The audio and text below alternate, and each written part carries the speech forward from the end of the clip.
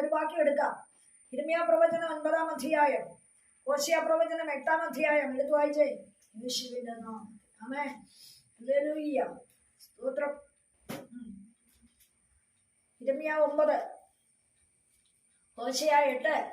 അയ്യോ, എന്റെ ജനത്തിന്റെ പുത്രിയുടെ നിഹതന്മാർ നിമിത്തം രാവും പകലും കരയേണ്ടതിന് എന്റെ തല വെള്ളവും എന്റെ കണ്ണുനീരുറവുമായിരുന്നെങ്കിൽ കൊള്ളായിരുന്നു.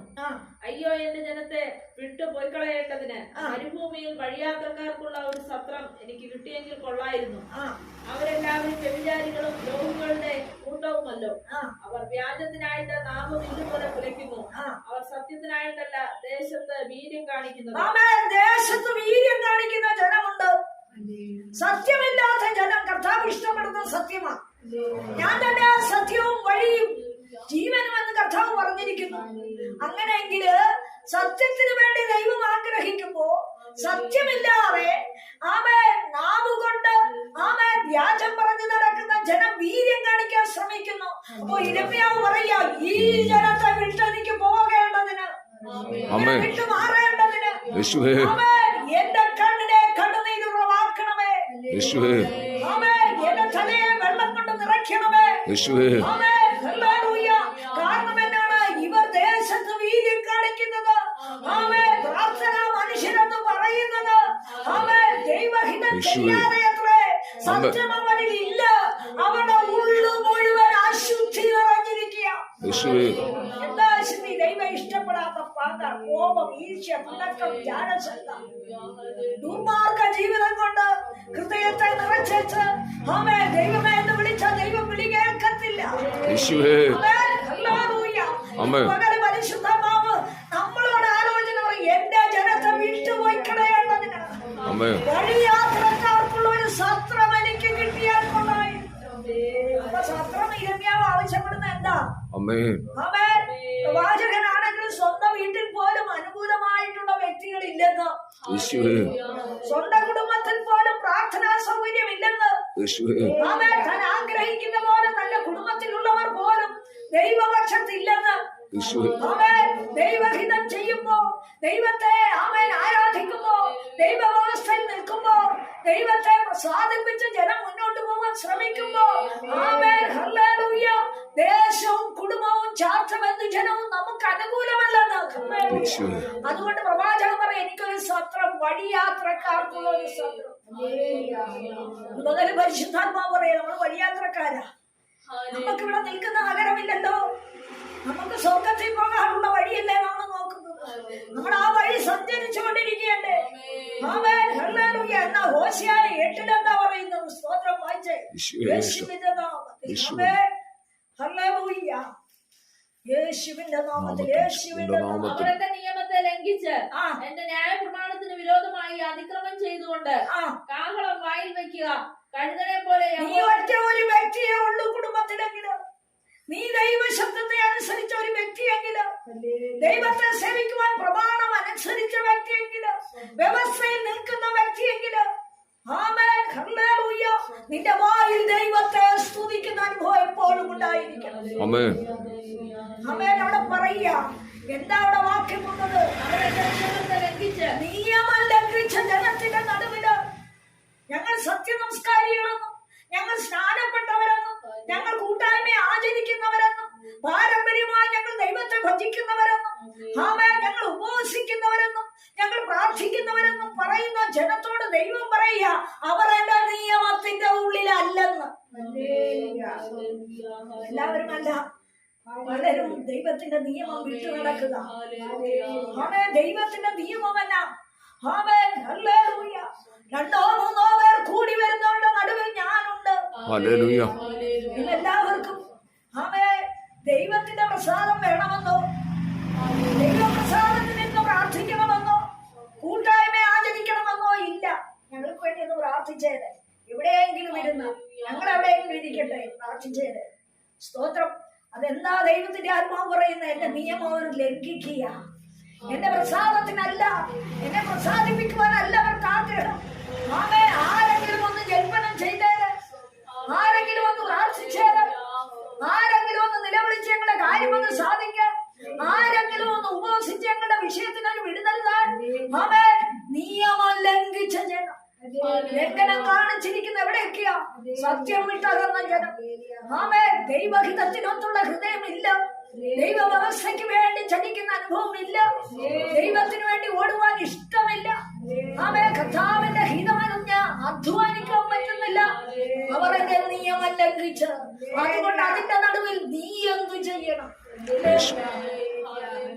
ആമേ, നിന്റെ വായിൽ കാഹളം വയ്ക്കണം. പഴയ കാലത്ത് ആട്ടും കൊമ്പുകൊണ്ടുള്ള കാഹളമാണ് പുരോഹിതന്മാർ ഉപയോഗിച്ചിരുന്നെന്നറിയാം. എന്നാൽ ദൈവം പറയുക, കാഹളം നീ ഉറക്കതിന്റെ ശബ്ദത്തെ ഉയർത്തുന്നതാ. നിരവായ വിസ്താരത്തിൽ തുറന്ന് നീ നിന്നെ സ്തുതിക്കുന്നതാ. ദൈവത്തിന്റെ മഹത്വം വെളിപ്പെടുമോ? പൂർണ്ണ ശക്തിയോടെ നീ ദൈവത്തെ സ്തുതിക്കാനാ. കാഹളം വായിൽ വയ്ക്ക്. ആമേ, കഴുകിനയെ പോലെ നീ ആലയത്തിൽ ചാടി. ആരും അറിയാതെ ഞാൻ പതിയെ ഒന്ന് സ്തുതിച്ചേക്കാം. ഞാനൊന്ന് വായലക്കിയേക്കാം. ആരും അറിയാതെ ഒന്ന് കൈയടിച്ചേക്കാം. നിന്നെ മനസ്സിലാക്കിക്കൊണ്ട് ഹല്ലേലൂയ ദൈവം പറയുക, നിന്റെ ശബ്ദം നീ ഉയർത്ത്. എന്നിട്ടെന്താ പറഞ്ഞത്? കഴുകനെ പോലെ യഹോവയുടെ ആലയത്തിന്മേൽ ചാടി വീഴുക.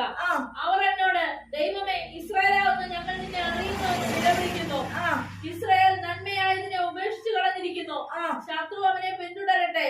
അവർ രാജാക്കന്മാരെ വാഴിച്ചു, ഞാൻ മുഖാന്തരമല്ലതാനും. നിയമം ലംഘിച്ച ജനം വാഴ്ചകൾ നടത്തി ചിലരെ കൂട്ടിവരുത്തുന്നുണ്ട്. ചില വൻപന്മാരെ ഉയർത്തിക്കൊണ്ടുവരുന്നുണ്ട്. പക്ഷെ ദൈവം അറിയാതെയാണ് ആ കൂട്ടായ്മ. ദൈവപ്രസാദമുള്ള അനുഭവം അവരുടെ ഉള്ളിലില്ല. ആമേ, എളിയവരെ ആട്ടിക്കളഞ്ഞുകൊണ്ട്, വിശുദ്ധ ജനത്തെ തള്ളി മാറ്റിക്കൊണ്ട്, ദൈവപക്ഷത്ത് നിൽക്കുന്നവരെ അറച്ചും വെറുത്തു നിന്നുകൊണ്ട്, ആമേൻ, ഹല്ലേലൂയ, ദൈവത്തിന്റെ വ്യവസ്ഥയ്ക്ക് കയറാതെ അവർ ചിലരെ വാഴിച്ചുകൊണ്ടിരിക്കുക. എന്നാൽ കർത്താവിന് അതിനോട് കൂട്ടായ്മയില്ല. ആമേൻ, ആ വാക്യത്തിൽ തന്നെ പറയുന്നു. എന്തൊക്കെ കാര്യം പറഞ്ഞിട്ടുണ്ട്? സ്തോത്രം. അവർ എന്നോട്, ദൈവമേ, ഇസ്രായേലാവുന്ന ഞങ്ങൾ ഇസ്രായേലാണ്, ഞങ്ങൾ തെരഞ്ഞെടുക്കപ്പെട്ടവരാണ്, ഞങ്ങൾ വിശ്വസിച്ചവരാണ്, ഞങ്ങൾ നിന്റെ ജനമാണ്, നീ ഞങ്ങളുടെ ദൈവമല്ലേ? ഇസ്രായേലാകുന്ന ഞങ്ങൾക്ക് നിന്നെ അറിയാം, നീ ഞങ്ങളെ അറിയാം, നീ ഞങ്ങളെ അറിയുന്ന കർത്താവ്. ആമേ, കർത്താവ് പറഞ്ഞു, എന്തെല്ലാം ചെയ്താലും ഞാൻ നിങ്ങളെ അറിയുന്നില്ല. നിങ്ങൾ ഇസ്രായേൽ എന്ന് നിലവിളിക്കുന്നുണ്ട്. ഇസ്രായേൽ ആരാണ്? ദൈവം തെരഞ്ഞെടുത്ത ജാതിയാ. ദൈവത്തിന്റെ വിശ്വസ്തരാ, വിശുദ്ധി പാലിക്കുന്നവരാ, ദൈവഹിതം അന്വേഷിക്കുന്നവരാ, ദൈവ വ്യവസ്ഥയിൽ ഉറച്ചു നിൽക്കുന്നവരാ, ദൈവവചനത്തിൽ ഉറപ്പുള്ളവരാ, ദൈവത്തോട് സത്യം പ്രഖ്യാപിക്കുന്നവരാ. അവരുടെ വാക്കിലും നടത്തിപ്പിലും ആമേ, അവരുടെ പ്രവൃത്തികളിലും സത്യമുണ്ട്. ദൈവത്തെ മുൻനിർത്തിയല്ലാതെ അവൻ ഒരു കാര്യവും ചെയ്യത്തില്ല. ദൈവത്തിന്റെ നിയമത്തിന് അവിശ്വസ്തത അവന് കാണിക്കത്തില്ല. ഹല്ലേലൂയ. ആമേൻ, ആമേൻ. യോഹന്നാന്റെ സുവിശേഷം 5-ാം അധ്യായം അതിന്റെ 15 മുതലുള്ള വാക്യം വായിക്കുമ്പോൾ കർത്താവ് ചില കാര്യം നമ്മളോട് പറയുന്നുണ്ട്. സ്തോത്രം. എന്താണത്? ഹല്ലേലൂയ. 5:15 മുതലുള്ള വാക്യം. മനുഷ്യൻ പോയി സൗഖ്യമാക്കിയത് യേശു എന്ന് യഹൂദന്മാരോട് അറിയിച്ചു. യേശു ശബത്തിൽ അത് ചെയ്തുകൊണ്ട് യഹൂദന്മാർ അവനെ ഉപദ്രവിച്ചു. യേശു അവരോട്, എന്റെ പിതാവ് ഇന്നുവരെയും പ്രവർത്തിക്കുന്നു, ഞാനും പ്രവർത്തിക്കുന്നു എന്ന് ഉത്തരം പറഞ്ഞു. അങ്ങനെ അവൻ ശബത്തിനെ ലംഘിച്ചത് കൊണ്ട് മാത്രമല്ല, ദൈവം സ്വന്തം പിതാവ് എന്ന് പറഞ്ഞ് തന്നെത്താൻ ദൈവത്തോട് സമമാക്കിയത് കൊണ്ടും യഹൂദന്മാർ അവനെ കൊല്ലുവാൻ അധികമായി കർത്താവിനെ കൊല്ലുവാൻ ആഗ്രഹിച്ചത് എന്തുകൊണ്ടാ? ഞാൻ തന്നെ വഴിയും സത്യവും ജീവനുമെന്ന് അരുളി ചെയ്തവൻ അവന്റെ പ്രവൃത്തി ശബ്ദത്തിൽ ചെയ്തതുകൊണ്ട് അവൻ കർത്താവാണ്. ഞാൻ തന്നെയാണ് ധറപ്പിച്ചവൻ പറഞ്ഞതുകൊണ്ട് അസൂയമൂണ്ട ജനം. ജാതിയിൽ മുൻഗണനയിൽ നിൽക്കുന്ന യഹൂദന്മാർ തന്നെ പറയുക, ഇവൻ തന്നെ താൻ ദൈവമാക്കിയത് കൊണ്ട് ഇവനിനി ജീവിച്ചിരിക്കുവാൻ പറ്റുകയില്ല. ഇവനെ ഇനി വാഴിച്ചു വയ്ക്കുവാൻ പറ്റത്തില്ല. ശബ്ദത്തിൽ കൂടെ അതിനെ അശുദ്ധമാക്കിക്കൊണ്ട് പലർക്കും സൗഖ്യം കൊടുക്കുന്നതാണ്. ഹല്ലേലൂയ. എന്നാൽ ഇവനെ സഹിക്കുവാൻ പറ്റുന്നില്ല. അസൂയ പൂണ്ട എതിരാളി എന്ത് ചെയ്തെന്ന് അവിടെ എഴുതിയിരിക്കുന്നത്. സ്തോത്രം. ഹല്ലേലൂയ. അവനെ കൊല്ലുവാൻ അധികമായി ശ്രമിച്ചു. കണ്ടോ? കർത്താവ് എന്തെങ്കിലും തെറ്റ് ചെയ്തിട്ടാണോ? എന്തെങ്കിലും വാക്കുവ്യത്യാസം കാണിച്ചിട്ടാണോ?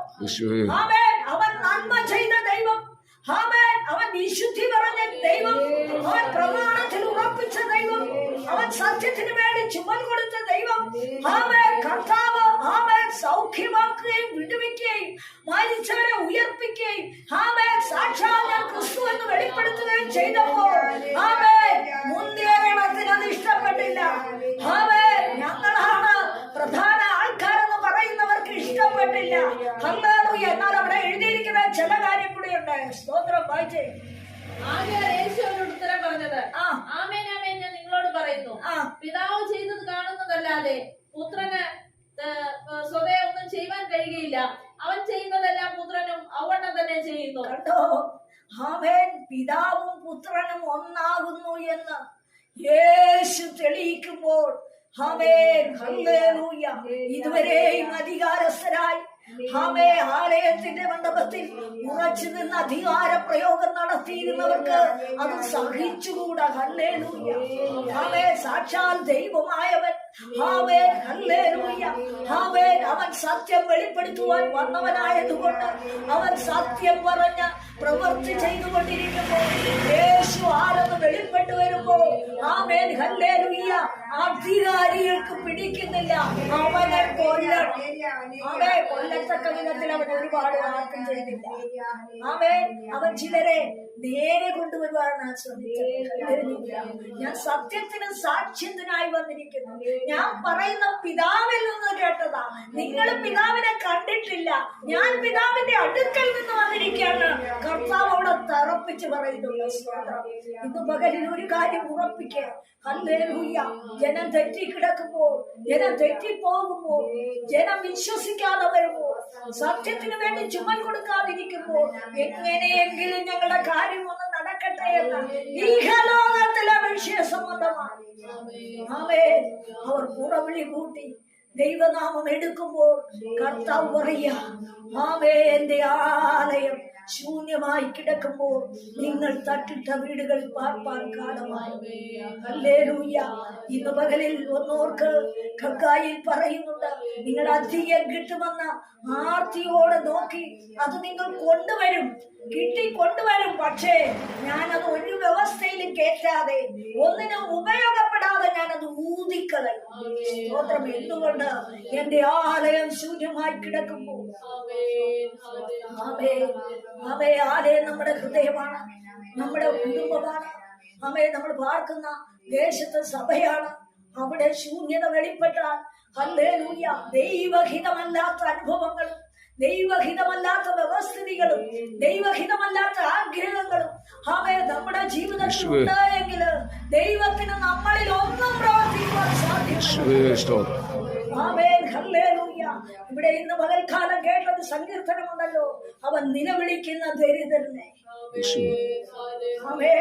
കർത്താവേ കഴിവില്ല, കർത്താവേ മാർഗമില്ല, കർത്താവേ ജീവിക്കുവാൻ സൗകര്യമില്ല, കർത്താവേ തൊഴിലില്ല, കർത്താവേ തലമുറ തെറ്റിക്കിടക്കുന്നു, കർത്താവേ കുടുംബത്തിൽ സ്വസ്ഥതയില്ല, കർത്താവേ ഞങ്ങളുടെ ജീവിതത്തിന് വഴി കാണുന്നില്ല, കർത്താവേ മഹാവിധമായ രോഗത്താൽ ഞങ്ങൾ അലഞ്ഞു പോകും, പലവിധ നഷ്ടവും കഷ്ടവും കടവും ഭാരവും നിന്നെ അലട്ടുമ്പോൾ ആ ദാരിദ്ര്യാവസ്ഥയിൽ നിലവിളിച്ചാൽ ദൈവം തീർച്ചയായിട്ടും നിനക്ക് വേണ്ടി വെളിപ്പെടും. എന്നാൽ നമ്മൾ കേട്ടല്ലോ, ദൈവമേ ഞങ്ങൾ ഇസ്രായേലാണ്, ഞങ്ങൾ നിന്നെ അറിയുന്നു. ഞങ്ങൾ പ്രാർത്ഥിക്കുന്നവരാ, നിനക്ക് ഞങ്ങളെ അറിയാമല്ലോ. അത് നീ സമൃദ്ധിയുടെ ഉറപ്പാണ് പറയുന്നത്. എന്നാൽ നിലവിളിക്കുന്ന ദരിദ്രൻ, എന്റെ അവസ്ഥയിൽ എനിക്ക് താഴ്ചയുണ്ട്, എന്റെ അനുഭവത്തിൽ എനിക്ക് വീഴ്ചയുണ്ട്, എനിക്ക് മുമ്പോട്ടുള്ള ഗതിയിൽ കടവും ഭാരവുമുണ്ട്, എന്നെ അലട്ടിക്കൊണ്ടിരിക്കുന്ന പലവിധമായ പ്രശ്നങ്ങളുണ്ട്. കർത്താവേ, മുമ്പോട്ട് പോകുവാൻ, ചുവട് വയ്ക്കുവാൻ വഴി കാണുന്നില്ല. കർത്താവേ, ശൂന്യതയും കഷ്ടതയും അരിഷ്ടതയും എന്നെ ഇടവിടാതെ വേട്ടയാടിക്കൊണ്ടിരിക്കുന്നു. അങ്ങനെ നിലവിളിക്കുന്ന ദരിദ്രൻ, അവനാണ് ദരിദ്രൻ. അവന്റെ ഉള്ള വേദനയോടും ഞരക്കത്തോടും സങ്കടത്തോടും താഴുവാനുള്ള മനസ്സുള്ളവൻ. ചില കാര്യത്തിൽ അവൻ ചില കാര്യത്തിൽ അവൻ വേദനപ്പെട്ടുകൊണ്ടിരിക്കുകയാണ്. ചില അനുഭവത്തിൽ അവൻ താണു കിടക്കുകയാണ്. ആർക്ക് കൈപിടിച്ച് ഉയർത്തുവാൻ വയ്യാതെ നമ്മള് ഇസ്രായേലാകുന്ന ഞങ്ങൾ നിന്നെ അറിയുന്നു എന്ന് പറയുമ്പോൾ ഞങ്ങൾക്ക് കുഴപ്പമൊന്നുമില്ല കർത്താവേ. ഞങ്ങൾ നിന്നെ പാടുകയും പ്രാർത്ഥിക്കുകയും ചെയ്യുന്നുണ്ട്. ഞങ്ങളെ നീ അനുഗ്രഹിച്ചിരിക്കുക. ഞങ്ങൾ ആരുടെയും കാര്യമൊന്നും ശ്രദ്ധിക്കാൻ ഉദ്ദേശിക്കുന്നില്ല. കാര്യം ഞങ്ങൾ ഇസ്രായേലാണ്. സ്തോത്രം. ഞങ്ങൾ സമൃദ്ധരാണ്. ഞങ്ങൾക്ക് ഒരു കാര്യത്തിനും കുഴപ്പമില്ല. ഞങ്ങളുടെ കുഞ്ഞുങ്ങൾ ഉന്നതരാണ്. ഞങ്ങളുടെ ജീവിതത്തിന്റെ സാഹചര്യം ഒക്കെ വലിപ്പമുള്ളതാണ്. ഞങ്ങൾക്ക് കുഴപ്പമില്ല. സ്തോത്രം. എന്നാൽ അങ്ങനെയല്ല. സങ്കീർത്തനക്കാരൻ പറയുന്നു, 72-ാം സങ്കീർത്തനത്തില് ഇന്ന് നമ്മൾ കേട്ടല്ലോ, ദൈവമേ നിലവിളിക്കുന്ന ദരിദ്രനെ ആദരിക്കണം. അവൻ ആദരിക്കുന്ന ദൈവമാണ്. ആരെ? എല്ലാം സമൃദ്ധിയിലുണ്ടെന്ന് പറയുന്നവരെ അല്ല. കർത്താവേ, നീ ഞങ്ങളെ നിർത്തി ഇത്രത്തോളം ഞങ്ങളെ കൊണ്ടുവന്നു. അടുത്ത നിമിഷം എന്തെന്ന് ഞങ്ങൾക്കറിവില്ല. അടുത്ത ദിവസം എങ്ങനെ ഞങ്ങൾ മുമ്പോട്ട് പോകും അറിയുന്നില്ല. വഴിയിലും പാതയിലും എതിരുകളുണ്ട്, അനർത്ഥങ്ങളുണ്ട്, കഷ്ടങ്ങളുണ്ട്, മഹാബാധകളുണ്ട്, തടസ്സപ്പെടുത്തുന്ന ശത്രുത്വമുണ്ട്, മുമ്പോട്ടുള്ള സ്വസ്ഥത കെടുത്തുന്ന എതിരുകളുണ്ട്. എന്നാൽ ഞങ്ങൾ അറിയുന്നില്ല. ഞങ്ങളെ തലമുറ എങ്ങനെ മുമ്പോട്ട് വരുമെന്ന് ഞങ്ങൾ അറിയുന്നില്ല. കർത്താവേ, നിനക്കറിയാം. എവസ്കേലിനോട് കർത്താവ് ചോദിക്കുന്നുണ്ട്, ഈ അസ്തി ജീവിക്കുമോ? 36 അധ്യായത്തിൽ പ്രവചിച്ച ഭക്തൻ തന്നെയാ. സ്തോത്രം. പക്ഷേ എവസ്കേൽ പറയുന്നു, എനിക്കറിയാം, ഞാനൊന്ന് കണക്ക് കൂട്ടി നോക്കട്ടെന്ന് എവസ്കേൽ പറഞ്ഞില്ല. പകരം പറഞ്ഞത് എന്നതാ, കർത്താവെ നീ അറിയുന്നു. എനിക്കൊന്നും അറിവില്ല കർത്താവെ. ഞാനൊരു മൺകീടമാ കർത്താവെ, ഒരു പുഴുവാ കർത്താവെ. ഞാൻ നിന്റെ നാമത്തിൽ ആശ്രയിക്കുന്നു. ഞാൻ നിലവിളിക്കുന്ന ഒരു വ്യക്തിയാ കർത്താവെ. എന്നിൽ ഒരുപാട് കുറവുണ്ട് കർത്താവെ. ഹല്ലേലൂയ. വീഴ്ത്തി കൊടുക്കുന്നവൻ, താണു കൊടുക്കുന്നവൻ, വിധേയപ്പെടുത്തി കൊടുക്കുന്നവൻ, ദൈവസന്നിധിയിൽ ഹല്ലേലൂയ സങ്കടത്തെ പകരുന്നവൻ, നിലവിളിക്കുന്ന ദരിദ്രനെ ആദരിക്കുന്നവൻ, സഹായമില്ലാത്ത എളിയവനെ അവൻ വിടുവിക്കും. പലപ്പോഴും കൈ നീട്ടിയിട്ട് അവഗണിച്ച് കളയുന്ന, ആട്ടിക്കളയുന്ന, അടുപ്പിക്കാത്ത ചിലര്. ഇവൻ ദാരിദ്ര്യവാസി, ഇവൻ ഇങ്ങനെ ചോദ്യം ചെയ്യുന്നവൻ, ഇവൻ ഒന്നുകൊണ്ട് ഇവൻ തൃപ്തി വരത്തില്ല. പലതും പറഞ്ഞും ഗണിച്ചും ഗുണിച്ചും ദൈവത്തിന്റെ സന്നിധിയിൽ നിൽക്കുന്ന ദൈവജനത്തെ ആട്ടിക്കളയുമ്പോൾ പരിശുദ്ധാത്മാവ് ഇന്ന് പകൽക്കാലം പറയുക, സഹായമില്ലാത്ത സ്തോത്രം. ആർക്കാണ് ദൈവം സഹായം കൊടുക്കുന്നത്? പ്രാർത്ഥനാ ജീവിതത്തെ സ്തംഭിപ്പിച്ച്, നമുക്കെതിരെ വാദിച്ച്, നമ്മളെ അവഗണിച്ച്, നമ്മളെ ശൂന്യമാക്കുവാൻ, നമ്മുടെ ഗതികളെ ഇല്ലാതാക്കുവാൻ, നമ്മുടെ വഴികളെ മറിച്ചു കളയുവാൻ, നമ്മുടെ നീതി മറിച്ചു കളയുവാൻ, നമ്മുടെ ന്യായത്തെ ആട്ടിക്കളയുവാൻ, നമുക്കെതിരെ കൂടിയാലോചന ചെയ്യുന്ന ഒരു ഗ്രൂപ്പുണ്ട്. കർത്താവ് പറയാ, സഹായമില്ലാത്ത എളിയവനെ ഞാൻ വിടുവിക്കും. ഹല്ലേലൂയ. അവനൊത്ത തുലാസിൽ എല്ലാവരെയും തൂക്കുന്ന ദൈവമാണ്. നിനക്കും എനിക്ക് ന്യായമുണ്ടെങ്കിൽ അവൻ നിന്ന് പ്രവർത്തിക്കുന്ന ദൈവമാണ്. നീ നിലവിളിച്ചോ, കർത്താവേ ഞാൻ ദരിദ്ര അവസ്ഥയിലാണ്, ഞാൻ ശൂന്യ അവസ്ഥയിലാണ്, ഗതികെട്ട അവസ്ഥയിലാണ്, എന്റെ കൈ കൊണ്ടൊന്നും പ്രവർത്തിക്കുവാൻ പറ്റുന്നില്ല കർത്താവേ.